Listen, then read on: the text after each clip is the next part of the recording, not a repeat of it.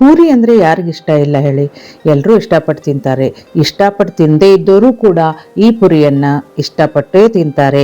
ಯಾಕೆ ಈ ರೀತಿ ಹೇಳ್ತಾ ಇದ್ದೀನಿ ಅಂತಂದರೆ, ಈ ಪೂರಿ ಮೆಂತೆಯಿಂದ ಮಾಡಿರೋದು, ಆರೋಗ್ಯವರ್ಧಕವಾಗಿಯೂ ಇರುತ್ತೆ, ಹಾಗೆ ಅಷ್ಟೇ ರುಚಿ ಕೂಡ ಇರ್ತದೆ.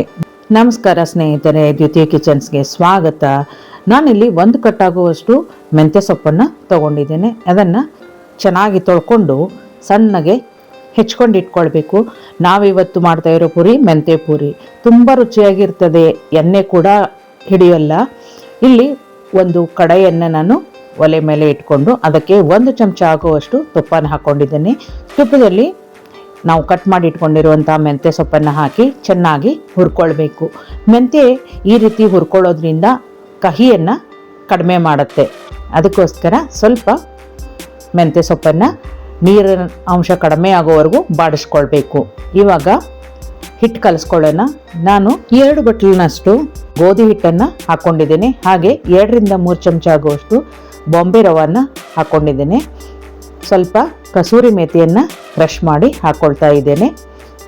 ನಾವು ಹುರಿದಿಟ್ಕೊಂಡಿರುವಂಥ ಮೆಂತ್ಯ ಸೊಪ್ಪನ್ನು ಸೇರಿಸ್ಕೊಂಡು ಸ್ವಲ್ಪನೇ ರುಚಿಗೆ ಉಪ್ಪು ಹಾಕ್ಕೊಂಡು, ಸ್ವಲ್ಪ ಜೀರಿಗೆ ಪುಡಿ, ಸ್ವಲ್ಪ ಅರಿಶಿನ ಪುಡಿ, 1-2 ಸ್ಪೂನ್ ಆಗುವಷ್ಟು ಎಣ್ಣೆಯನ್ನು ಹಾಕ್ಕೊಂಡು ಮೊದಲು ಮಿಕ್ಸ್ ಮಾಡ್ಕೊಳ್ಬೇಕು. ಮೆಂತ್ಯ ಸೊಪ್ಪಿನಲ್ಲೂ ನೀರಿನ ಅಂಶ ಇರ್ತದಲ್ಲ, ಅದರೊಂದಿಗೆ ನಾವು ಎಲ್ಲವನ್ನು ಸೇರಿಸ್ಕೊಂಡು ಸ್ವಲ್ಪ ನೀರು ಹಾಕ್ತಾ ನಾವು ಹಿಟ್ಟನ್ನು ಗಟ್ಟಿಯಾಗಿಯೇ ಕಲಿಸ್ಕೊಳ್ಬೇಕು. ಚಪಾತಿ ಹಿಟ್ಟಿನಷ್ಟು ಗಟ್ಟಿಯಾಗಿದ್ದರೆ ಸಾಕು. ಮೈದಾ ಹಿಟ್ಟಿನ ಪೂರಿಗಿಂತಲೂ ಗೋಧಿ ಹಿಟ್ಟಿನ ಪೂರಿ ತುಂಬಾ ರುಚಿಯಾಗಿ ಇರ್ತದೆ, ಹಾಗೆಯೇ ಆರೋಗ್ಯಕ್ಕೂ ಕೂಡ ತುಂಬಾ ಒಳ್ಳೆಯದು. ಅದರಲ್ಲಿ ಮೆಂತ್ಯನ್ನು ಕೂಡ ನಾವು ಸೇರಿಸ್ಕೊಂಡಿದ್ದೇವೆ, ಆರೋಗ್ಯಕ್ಕೆ ಇನ್ನೂ ಕೂಡ ಒಳ್ಳೆಯದು. ಸೊಪ್ಪು ತಿನ್ನದೇ ಇರುವಂತಹ ಮಕ್ಕಳಿಗೆ ಈ ರೀತಿಯಾಗಿ ನೀವು ಪೂರಿಯನ್ನು ಮಾಡಿಕೊಟ್ರೆ ಪ್ರೀತಿಯಿಂದ ತಿಂತಾರೆ. ನೋಡಿ, ಒಂದು 5 ನಿಮಿಷ ನೆನೆಯೋದಕ್ಕೆ ಬಿಟ್ಟಿದ್ದೆ. ಇವಾಗ ಹಿಟ್ಟು ನೆನೆದಿದೆ. ಇವಾಗ ಗೋಲಿ ಮಾಡಿಕೊಂಡು ನಾವು ಪೂರಿಯನ್ನು ಲಟ್ಟಿಸ್ಕೊಳ್ಳೋಣ. ಸ್ನೇಹಿತರೆ, ನನ್ನ ರೆಸಿಪಿಗಳು ನಿಮಗೆ ಇಷ್ಟ ಆಗ್ತಾ ಇದ್ದಲ್ಲಿ ನನ್ನ ಚಾನಲನ್ನು ಸಬ್ಸ್ಕ್ರೈಬ್ ಮಾಡ್ಕೊಂಡು ನೋಡಿ. ಹಾಗೆ ಒಂದು ಲೈಕ್ ಕೊಡೋದನ್ನು ಮರಿಬೇಡಿ, ಮತ್ತು ನಿಮ್ಮ ಫ್ರೆಂಡ್ಸ್ ಆ್ಯಂಡ್ ಫ್ಯಾಮಿಲಿಗೆ ನನ್ನ ರೆಸಿಪಿಗಳನ್ನು ಶೇರ್ ಮಾಡೋದನ್ನು ಕೂಡ ಮರಿಬೇಡಿ. ಚಪಾತಿ ಮನೆಗೆ ಸ್ವಲ್ಪ ಎಣ್ಣೆ ಹಚ್ಕೊಂಡು ನಾವು ಪೂರಿಗಳನ್ನು ಲಟ್ಟಿಸಿ ಇಟ್ಕೊಳ್ಳೋಣ. ಒಂದು 4 ರಿಂದ 5 ಒಮ್ಮೆಲೆ ಪೂರಿ ಲಟ್ಟಿಸಿಟ್ಕೊಂಡು ನಂತರ ಬಿಸಿ ಎಣ್ಣೆಗೆ ಹಾಕ್ಕೊಂಡು ಕರೆದು ಇಟ್ಕೊಳ್ಬಹುದು. ನೋಡಿ, ಸ್ವಲ್ಪ ದಪ್ಪನಾಗಿಯೇ ನಾವು ಪೂರಿಯನ್ನು ಲಟ್ಟಿಸ್ಕೊಳ್ಬೇಕು. ಈ ರೀತಿ ನಾನು ಒಂದು 5-6 ಪೂರಿಗಳನ್ನು ಲಟ್ಟಿಸಿ ಇಟ್ಕೊಂಡಿದ್ದೇನೆ. ಪಕ್ಕಕ್ಕೆ ಎಣ್ಣೆ ಕೂಡ ಕಾಯೋದಕ್ಕಿಟ್ಟಿದ್ದೆ, ಎಣ್ಣೆ ಕಾದಿದೆ.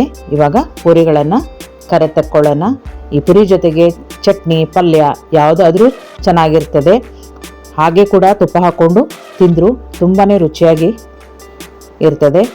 ನೀವು ಕೂಡ ಒಂದ್ಸರಿ ಈ ರೀತಿ ಮೆಂತ್ಯ ಹಾಕಿ ಪೂರಿಗಳನ್ನು ಮಾಡಿ ಮನೆಯವರಿಗೆಲ್ಲ ಕೊಡಿ, ಎಲ್ಲರೂ ಕೂಡ ಇಷ್ಟಪಟ್ಟು ತಿಂತಾರೆ.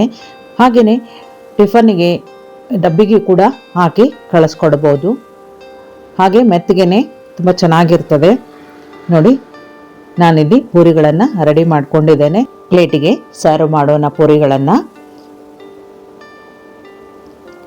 ಆಲೂಗಡ್ಡೆ ಪಲ್ಯ ಹಾಗೂ ಸ್ಟ್ರಾಬೆರಿ ಶ್ರೀಖಂಡ್ ಜೊತೆಗೆ ನಾನು ಪೂರಿಯನ್ನು ಸರ್ವ್ ಮಾಡಿದ್ದೇನೆ. ನೀವು ಯಾವುದ್ರ ಜೊತೆಗಾದರೂ ಈ ಪೂರಿಗಳನ್ನು ತಿನ್ನಬಹುದು. ಪಲ್ಯ, ಚಟ್ನಿ, ತರಕಾರಿ ಕುರ್ಮಾ ಯಾವುದಕ್ಕೂ ತುಂಬ ಚೆನ್ನಾಗಿರ್ತದೆ. ನೀವು ಕೂಡ ಒಂದ್ಸಾರಿ ಈ ರೀತಿಯಾದ ಪೂರಿಗಳನ್ನು ಮಾಡಿ ನೋಡಿ, ಹೇಗೆ ಬಂತು ಅಂತ ನನಗೆ ಕಮೆಂಟ್ ಮೂಲಕ ತಿಳಿಸಿ. ಇದೇ ರೀತಿ ಸಾಂಪ್ರದಾಯಿಕ ಮತ್ತು ಸುಲಭ ಸರಳ ಅಡುಗೆಗಳನ್ನು ದ್ವಿತೀಯ ಕಿಚನ್ಸ್ ಚಾನಲ್ನಲ್ಲಿ ಶೇರ್ ಮಾಡ್ತಾ ಇರ್ತೇನೆ. ಹಾಗಿದ್ರೆ ಮುಂದಿನ ವಿಡಿಯೋದಲ್ಲಿ ಇನ್ನೊಂದು ರೆಸಿಪಿಯೊಂದಿಗೆ ನಿಮ್ಮ ಜೊತೆಗೆ ಸಿಗ್ತೇನೆ. ಅಲ್ಲಿವರೆಗೂ ಆರೋಗ್ಯವಾದ ಅಡುಗೆಗಳನ್ನು ಮಾಡಿ ಊಟ ಮಾಡಿ ಸಂತೋಷವಾಗಿರಿ, ನಗ್ನಗ್ತಾ ಇರಿ ಅಂತ ಹೇಳ್ತಾ ಮತ್ತೆ ಸಿಗ್ತೇನೆ. ಧನ್ಯವಾದಗಳು.